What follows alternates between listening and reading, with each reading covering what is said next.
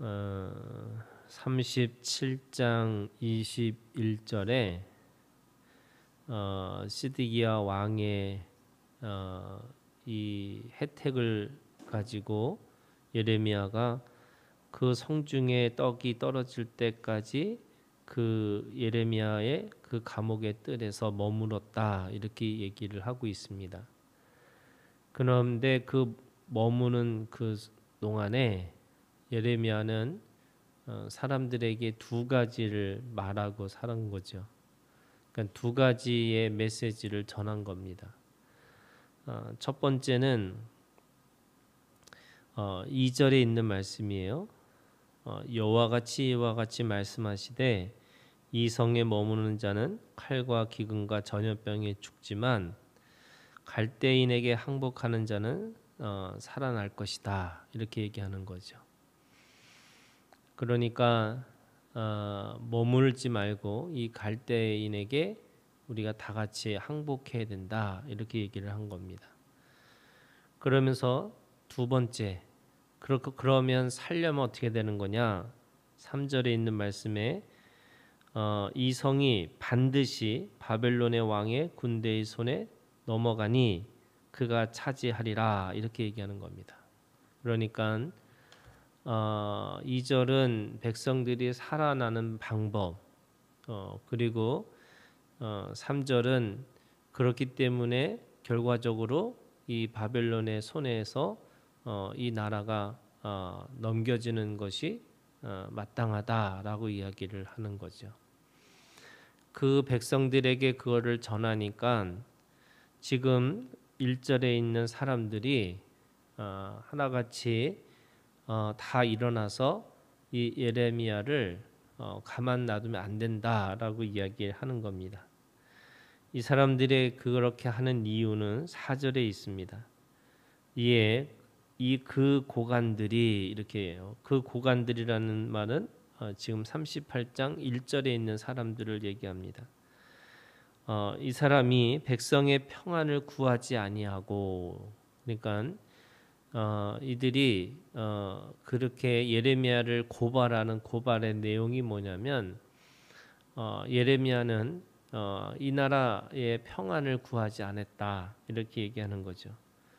그래서 그 평안을 구하는 것뿐만 아니라 이 오히려 자신들의 이 군사의 손과 모든 백성의 손을 약하게 했다, 이렇게 얘기하는 거예요.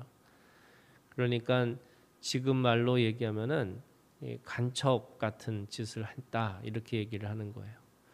사람들의 사기를 떨어뜨리고 전쟁에 나가서 싸울 용기를 다 잃어버리게 만들었다, 이렇게 얘기를 하는 거죠. 그러고 나니까 5절에 시드기야 왕이 그가 너희 손 안에 있다, 이렇게 얘기합니다. 그러니까 37장에 오히려 예레미야를 도와줘서 생명을 부지시켰던 왕이 이 38장 1절에 고관들이 와서 따지니까 또 어떻게 하냐면 마음이 바뀐 겁니다. 그 마음이 바뀌어서 너희들 마음대로 하라, 이렇게 얘기를 하는 거죠. 그러니까 예레미야를 그들이 끌고 가서 그 37장에 있었던 그 똑같은 그런 형벌인데 여기는 하나 더 한 거죠. 뭐냐면 그냥 구덩이에서 이 뚜껑 덮인 구덩이에서 빠져 있는 것이 아니고 그 구덩이가 여기 있는 말씀에 보면은 진창이라고 돼요. 그러니까 진흙과 같은, 그냥 늪과 같은 곳에 있는 그곳에다가 예레미야를 집어넣었다라고 이야기하는 거죠. 그래서 이제 거의 죽을 수밖에 없는 그런 처지에 있는 상태에서 7절에 왕궁 내시 구수인 에벤멜렉이 그들이 예레미야를 구덩이에 던져 넣었음을 들었으니라, 이렇게 해서 그 왕궁 내시 구수인 에벤멜렉을 통해서 겨우 목숨을 건져내는 그런 이야기를 오늘 말씀하고 있는 거죠. 예레미야가 가지고 있는 믿음이라는 것이 있는 거예요. 그 믿음이라는 것이 뭐냐면 지금 죽을 수밖에 없는 그 상황 속에서도 지금 예레미야는 뭐 하고 있냐면 하나님께서 주신 말씀을 그대로 전달하고 있다는 거예요. 그게 선지자가 가지고 있는 믿음이라고 얘기하고 있는 거죠. 예레미야는 거기에다가 자기가 살려고 그렇게 뭐 왕에게 잘 보이려고 또는 고관들에게 잘 보이려고 또는 자기의 목숨을 유지하기 위해서 거짓을 전하지 않는다는 거죠. 그러면 생각해 보면 이제 우리는 결과적인 걸 다 알지만 이 매국노였는가 또는 정말로 이 예레미야는 그 백성들에게 그 평안과 또 그 말씀을 전하면서 백성들의 또는 군사들의 손을 약하게 했는가라고 생각해 보면 그것은 육적인 눈으로 보면 그럴 수밖에 없지만 영적으로 보면은 진정한 복이라는 것이 뭐냐면 하나님을 가까이 하는 게 복인 거죠. 그러니까 하나님을 가까이 하는 그 복을 말하기 위해서 이 거짓 복, 이 가짜 복을 아주 분명하게 얘기하는 겁니다. 우리가 이야기하는 것처럼 가짜 선지자들은 뭐 하느냐면 이런 거예요. 평안하다, 평안하다 이렇게 얘기한다는 거예요. 그 평안은 거짓 평화인 거죠. 가짜 평화입니다. 지금 당장 사람들에게 듣고 싶은 것에 대해서만 이야기를 하는 거예요. 사람들은 망하는 일은 또는 실패하는 것은 또는 그 죽음의 길을 가는 것은 다 거짓이라고 생각하는 거죠. 그래서 다 잘 돼야 되고 그리고 다 복을 받아야 되고 지금 당장 내가 힘든 것을 해결해야 되는 것이 진짜인 것처럼 생각이 드는 거예요. 그거를 그냥 우리가 쉽게 생각하면 세상은 잘된 교를 믿는 거예요. 여러분 고난을 받고 또 십자가를 지고 또 내가 그것에 대해서 대가 지불하고 이런 걸 원하는 사람은 아무도 없는 거죠. 그러니까 모든 것을 잘 돼야지만 그렇게 진짜 내가 제대로 믿고 있는 것이다라고 생각을 하는 거예요. 근데 여러분 하나님의 나라에서는 그것이 반드시 세상과 다른 삶으로 살아야 되는 것이 있다면 어떤 때는 고난도 감수해야 되고 내가 가지고 있는 모욕과 수치도 감내해야 될 일들이 있다는 거예요. 그래서 고난이 없으면 하나님의 영광도 없다라고 얘기하는 거예요. 십자가가 없으면 여러분 진정한 부활은 없는 거예요. 사람들은 살려고 하는데 그 사는 것으로 인해서 부활을 경험하고 살지 못하는 거죠. 하나님의 나라는 반드시 죽어야지만 살 수 있는 거고 또 그 죽음을 통해서 자신이 가지고 있는 것들을 빼앗기는 것처럼 보이지만 그 죽음을 통해서 누군가를 위해서 살려내는 하나님의 일을 감당하고 살아가는 것이 우리가 가지고 있는 믿음이라고 얘기하는 거예요. 그래서 우상과 하나님을 섬기는 것이 차이가 뭐냐면 우상은 사람들의 마음을 그냥 약박한 그 마음을 읽어서 모든 것이 잘 된다라고 하는 잘됨 교에 빠져 있는 거예요. 그리고 그것이 결국 잘됨 교라고 하는 것이 어떤 의미를 갖고 있냐면 결국에는 자기의 의지, 자기의 마음, 그래서 나신교예요. 나를 믿는 종교가 되는 겁니다.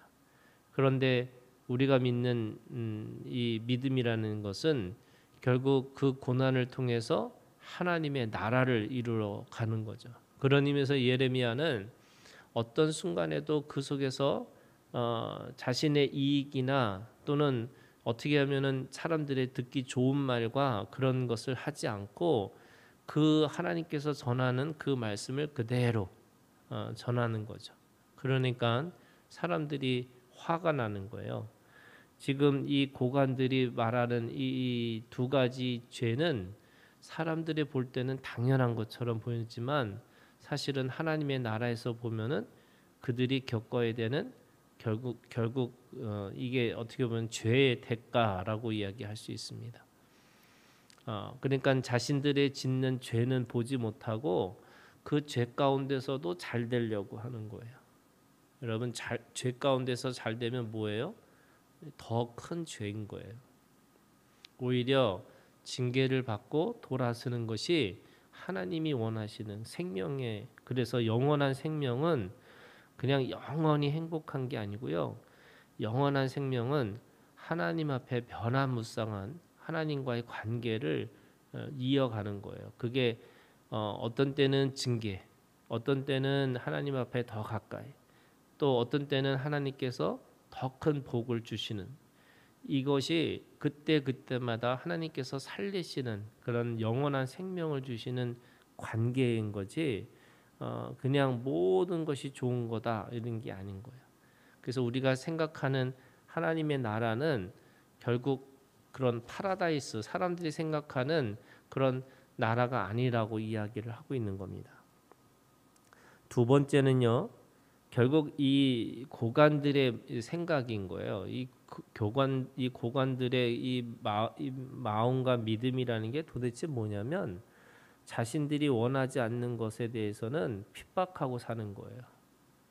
그게 예수님이 예루살렘에 들어갔을 때 사람들이 다 호산나라고 다 예수님을 환영하고 그리고 예수님을 선지자라고 생각했는데 며칠 지나서 예수님을 죽이라고 또 그 강도는 살리고 그 바나바는 살리고 또 예수님을 죽여야 된다라고 그렇게 이 종교의 권력자들과 같이 한 목소리를 냈던 사람들 그게 결국 그들의 욕망을 위해서 누군가를 죽일 수 있을 거라고 생각하는 사람들의 마음이 있는 거예요.